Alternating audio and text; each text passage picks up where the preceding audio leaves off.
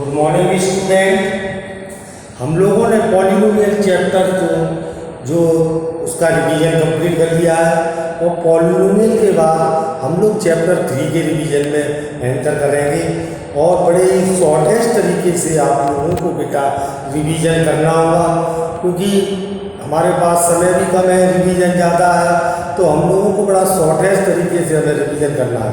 देखिए, linear equation of two variable, एक बार मैं पहले भी ये चैप्टर आपको करा चुका हूँ ऑनलाइन, एक बार फिर हम उस चैप्टर का रिवीजन कराएंगे और रिवीजन भी आप लोगों को बड़े ही तौर तरीके से करना है। असाइनमेंट PDF के द्वारा आपके पास पहुंच चुका है और इसमें कौन कौन से टॉपिक हमारे जो मेन टॉपिक है, हमारा इक्वेशन ऑफ टू वेरिएबल है। Linear equation of two variable means हमें दो वेरिएबल हो गए इसमें, एक्स और वाई। इन दो इक्वेशनों को सॉल्व करने के जो हमारे पास मेथड हुआ करते थे बेटे, वो एक ग्राफिकल मेथड, दूसरा आपका सब्स्टिट्यूशन मेथड और तीसरा इंटीग्रेशन मेथड और एक चौथा मेथड भी होता था क्रॉस मल्टीप्लिकेशन मेथड, जो CBSE ने 30% सिलेबस जो आपका लेस किया है इस कोरोना जैसी महामारी को देखते हुए, उसमें ये जो क्रॉस मल्टीप्लिकेशन मेथड है CBSE ने उसको हटा दिया है। ठीक है, तो हम लोग जो रिवीजन करेंगे तो हम लोग ग्राफिकल मेथड से इक्वेशन किस तरीके से सॉल्व की जाती हैं, ग्राफ में किस तरीके से सॉल्व होती हैं, तो इन इक्वेशन के बारे में आप लोगों से चर्चा करेंगे। आज की जो वीडियो है उसमें एक दो क्वेश्चन आप देखेंगे जो ग्राफ से हम लोग सॉल्व करेंगे। ठीक है बेटे, देखिए सबसे पहले हम लोग 3.1 एक्सरसाइज है, इसमें कुछ लैंग्वेज वाले क्वेश्चंस दिए गए हैं और लैंग्वेज वाले क्वेश्चन को उन्होंने ये कहा है कि represent situation algebraically and graphically, यानी एल्जेब्रिकली दिखाना है। तो हम लोग एक्सरसाइज 3.1 पर आते हैं बेटे, तो एक्सरसाइज 3.1 में हम लोग देखेंगे किस तरीके के क्वेश्चन लैंग्वेज वाले ग्राफ में किस तरीके से कराए गए हैं। Aftab tales his daughter 7 years ago, यानी आफ्ताब अपनी बेटी से कहता है 7 years ago, यानी 7 साल पहले, I was 7 times as old as you were, मैं तुम्हारी एज का 7 टाइम्स था।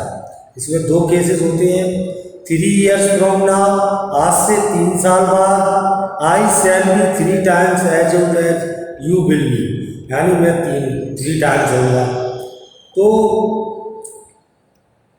रिप्रेजेंट द सिचुएशन एल्जेब्रिकली और ग्राफिकली किस तरीके से रिप्रेजेंट हम लोग करते हैं इसको देखें। तो देखते हैं बेटे, हम लोग ने ये मान लिया late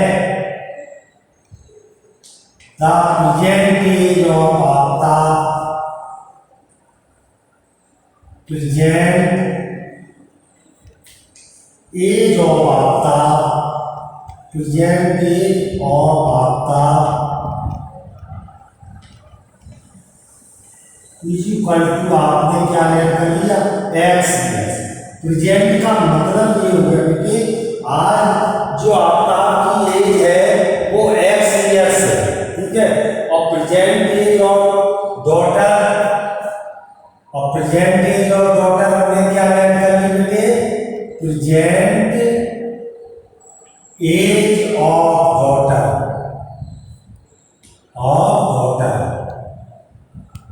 present age of daughter हमने वाई लेट कर ली।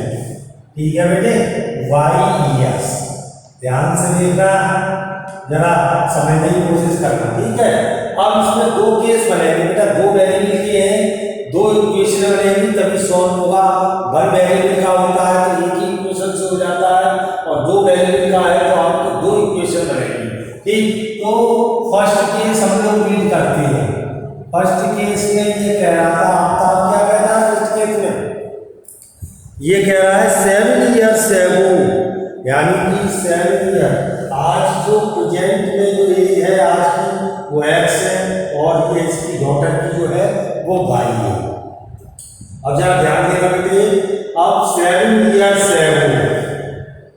7 years ago, 7 years ago, यानी देखिए 7 years ago, तो 7 साल पहले की बात हो रही है। तो आज अगर ये x years का है तो 7 साल पहले 7 years कम हो जाएगी इसकी एज में।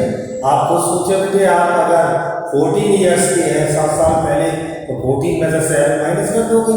तो ऐसे ही आपका x years का है तो 7 years को आपका एज कितनी होगी? आपका एज कितनी होगी बेटे? एज कितनी मान 7 years कम हो जाएंगे, चेक करो। 7x माइनस 7 years, देखिए ऐसे डॉटर की 7 years कम हो जाएगी। तो डॉटर से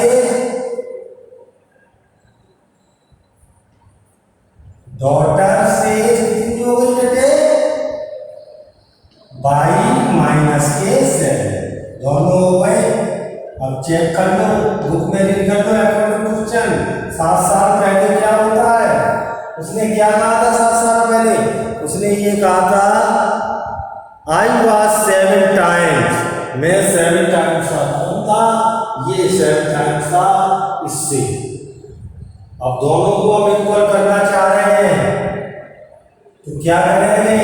डॉटर की एज में आप 7 का मल्टीप्लाई करेंगे, क्योंकि यही तो 7 years था, ये 7 years था। तो हमने क्या किया? डॉटर की एज में 7 का मल्टीप्लाई करा तो आपका की एज इक्वल आ गया। भाई आपका 7 टाइम्स था इसका, इसकी में 7 का मल्टीप्लाई कर दिया। तो हम लोग इक्वेशन बनाएंगे x माइनस 7 बाई माइनस के 49। चेक कर लो, देखिए x minus 7 by is equal to minus 49 plus 7। तो x minus 7 by is equal to minus के 42। समझ में आया आपके? तो ये कितना हो गया? माइनस 42 हो गया आपका। ये फर्स्ट इक्वेशन बन गई। एल्जेब्रिकली अभी ग्राफिकली नहीं किया है, तो सिचुएशन को एल्जेब्रिकली और ग्राफिकली दोनों दिखाना है। अब सेकंड केस में कह रहा है 3 years फ्रॉम नाउ, इसका मतलब हो गया 3 साल बाद। तो सेकंड केस में क्या हो गया? 3 साल बाद। तो सेकंड केस हमने लिया आफ्टर 3 years, आफ्टर 3 years, 3 साल बाद। आज आता है x का है, 3 साल बाद कितने का होगा बेटा? x plus 3। तो आपका एज कितनी हो गई? देख लीजिए आपका एज 3 साल की हो जाएंगे तो बेटे x प्लस 3 years हो गया। डॉटर भी 3 साल की हो रही है, तो डॉटर हो रही है तो डॉटर्स की भी आप क्या करेंगे? ये y प्लस 3 साल बाद दोनों की एज पता चल गई ना? पता चल गई। अब अकॉर्डिंग टू द क्वेश्चन क्या कह रहा है?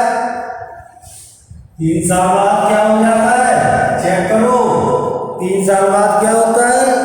I shall be 3 times as old as you will be, यानी 3 टाइम्स होगा आपका अपनी बेटी का क्या हुआ? 3 टाइम। तो हम इक्वल करना चाह रहे हैं, तो हम लोग कैसे करेंगे? बेटी की जो एज थी डॉटर की, उसमें 3 का मल्टीप्लाई कर दो तो अपने फादर के इक्वल हो जाएगी। तो आप देखिए x plus 3 is equal to 3y plus 9। x minus के 3y is equal to 9 minus 3। ठीक, तो आपका हो गया x minus 3y is equal to 6। ठीक है बेटे, समझ में आया? ये इधर आ गया, ये आपका इधर सेकंड बन गई। देखो एल्जेब्रिकली मैंने शो करा दी है, एल्जेब्रिकली मैंने शो करा दी है। तो x माइनस 7y, एक इक्वेशन आपकी आई थी -42 और दूसरी इक्वेशन क्या आई थी बेटे?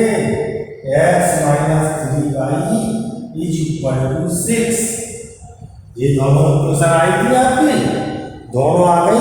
अब इन्होंने कहा है कि इनको ग्राफिकली शो कराओ, तो ग्राफ में इनकी ये लाइन ड्रॉ होगी।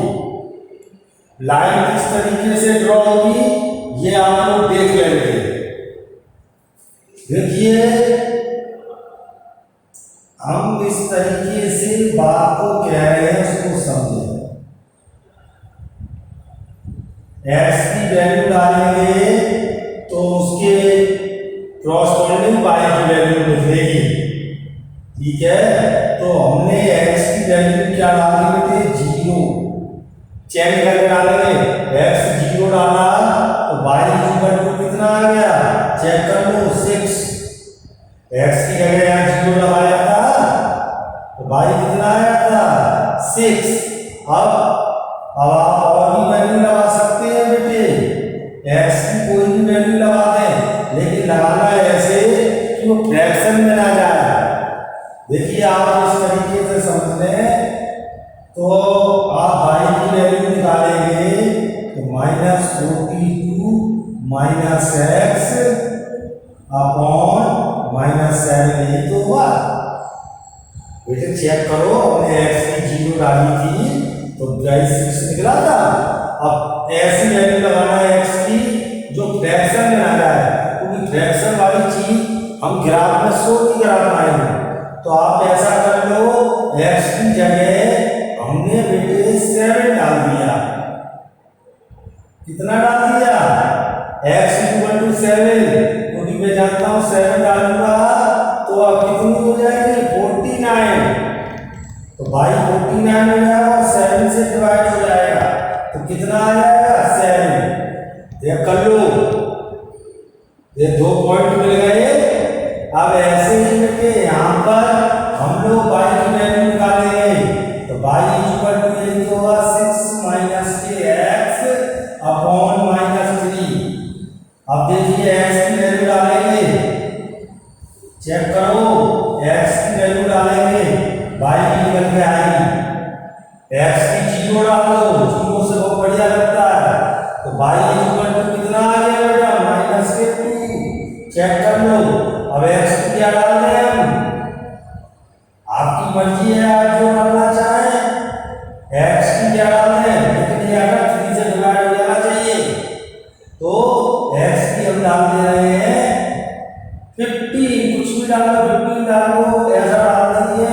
चलो x की हम डाल दे रहे हैं 3 डाल दे रहे हैं तो 6 माइनस 3 अपॉन 3 यानी माइनस के 1 आ गया बेटा।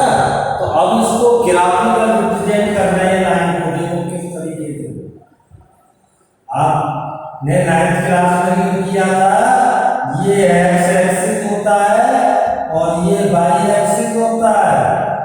पहले ये लाइन ड्रॉ करेंगे 0,6 तो x पे चलना नहीं है, 6 चले 1 2 3 4 5 और ये 6, ठीक है। तो ये आ गया 0,6 आ गया। अब 7,7 तो x पे 7 चले 1 2 3 4 5 6 7, ऐसे ही यहाँ पर भी 7 चलेंगे तो आपका कहाँ आ जाएगा वो, यहाँ पे कहीं आ जाएंगे। तो एक लाइन में 2 पॉइंटों को मिला के ये ड्रॉ हो गई, 2 पॉइंट मिल गए। एक पॉइंट ही आ गया था 7,7, दोनों लाइन ड्रॉ हो गई। अब ये वाली लाइन, इसकी इक्वेशन क्या थी, x - 7y is equal to -42।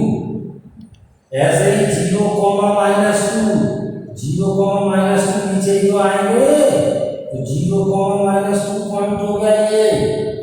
3, -1, 3 ये है, -1 ये है, तो इन दोनों को 3, -1 ये आ गया। देखो ग्राफ में लाइन खींचेंगे 3, -1 ये पॉइंट आ गया 3, -1।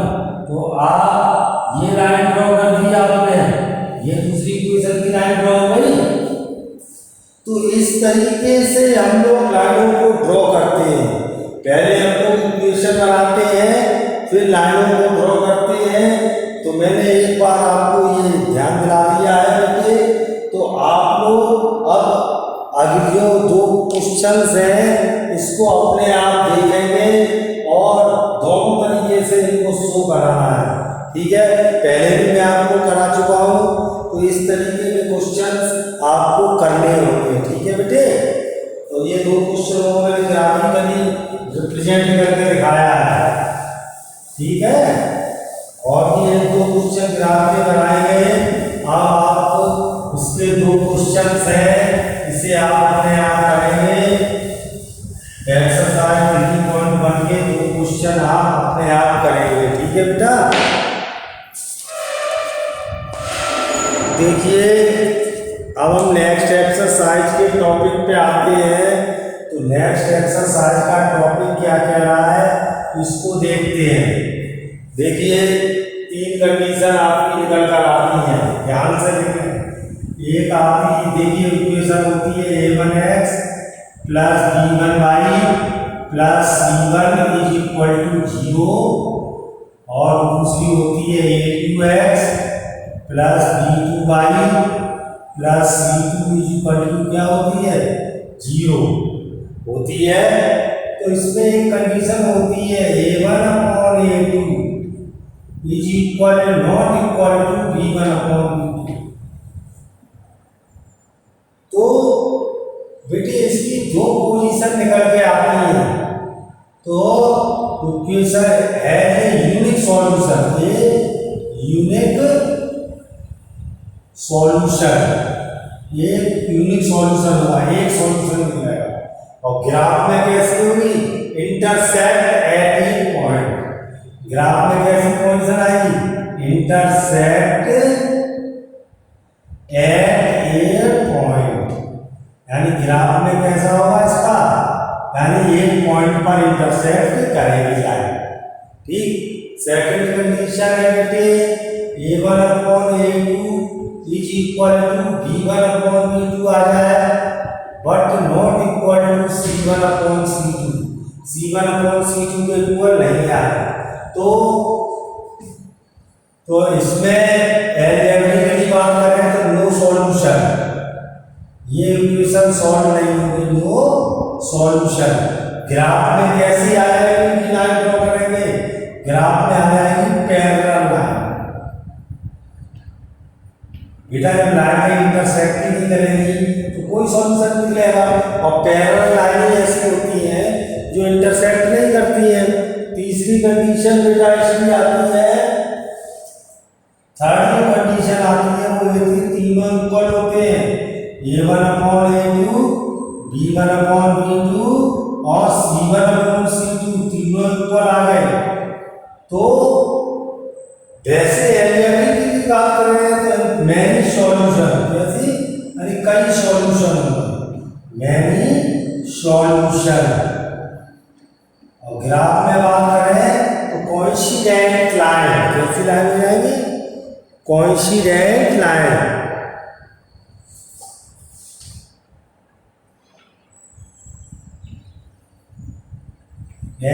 लाइन, ठीक है। कोइंसिडेंट लाइन, कोइंसिडेंट लाइन का मतलब ये होता है बेटा ये लाइन है तो इसके ऊपर ही लाइन आता है, इसके पहली इक्वेशन की लाइन ड्रॉ होगी, दूसरी भी लाइन इसके ऊपर आ जाए तो इसका मतलब कई सॉल्यूशन हो जाते हैं, कई पॉइंट मिल जाते हैं, ठीक है। तो ये कौन सी है, तो ये चीजें आपको तैयार रखनी पड़ेगी, इसके अकॉर्डिंग आपके क्वेश्चन निकल के आएंगे, ठीक है। वैसे बुक में भी टेबल दी गई है और उसको किया गया है, ठीक है। तो 3.2 एक्सरसाइज को देखेंगे।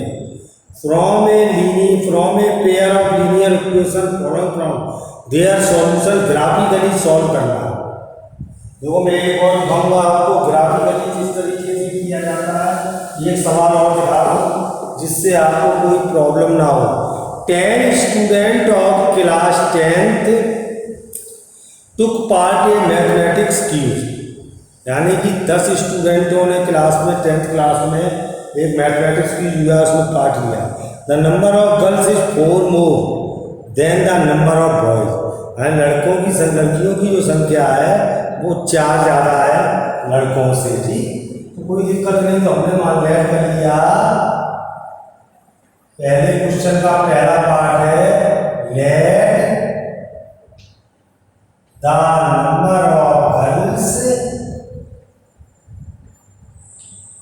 नंबर ऑफ गर्ल्स हम एक्स एक्सिस पे दिखाएंगे ना, नंबर ऑफ गर्ल्स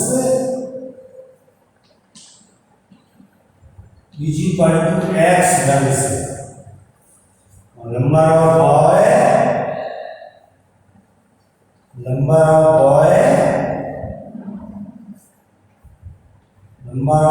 कितने हुए बेटे?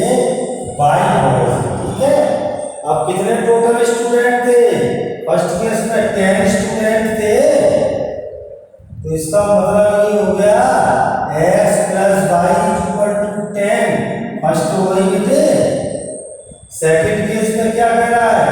गर्ल्स 4 ज्यादा है बॉयज से, तो गर्ल्स में से बॉयज माइनस कर देंगे, तो कितना डिफरेंस होगा?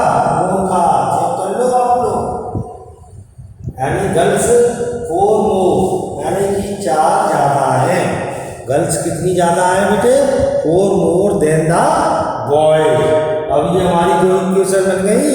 अब इनको हम ग्राफ में बेटा शो कराएंगे, तो देखिए किस तरीके से दोनों इक्वेशन हमने ऐसे ली, x + y = 10 और x - y = 4, दोनों लिखी। अब देखो बेटे y की वैल्यू निकालेंगे यहाँ से, क्या है कि 10 माइनस है। अब 10 दो पॉइंट पता करेंगे, 2 पॉइंट, तो ये x होगा। x की वैल्यू आपको ग्राफ में शो करा सकते, तो ऐसा करते रहे, x = 0, y = कितना आ जाएगा? चेक कर लो, 10 0 से सही रहता है। अगर x = 10 हो तो y = कितना? कोई भी वैल्यू कर सकते हो आप, इसमें तो फ्रैक्शन तो आएगा नहीं, कोई भी कर सकते हो, लेकिन ऐसा करना जो ग्राफ में शो करा सको। ठीक है बेटे, यहाँ से हमने y की वैल्यू निकाली, मुझे तो आ जाएगी x - 4। अब यहाँ से 2 पॉइंट इस लाइन के ड्रॉप पॉइंट पता करो, तो बेटे x और y, तो x हमने ले लिया 0, तो y हमारा कितना आ गया उस समय? -4। अब x = 4 ले लिया, तो y कितना आया? 0, क्योंकि 0 अगर जितने हो जाते हैं तो ग्राफ में शो कराने में प्रॉब्लम नहीं होती। ठीक, अब हम लोगों को ग्राफिकल रिप्रेजेंटेशन में शो करा रहे हैं, ध्यान से देखना।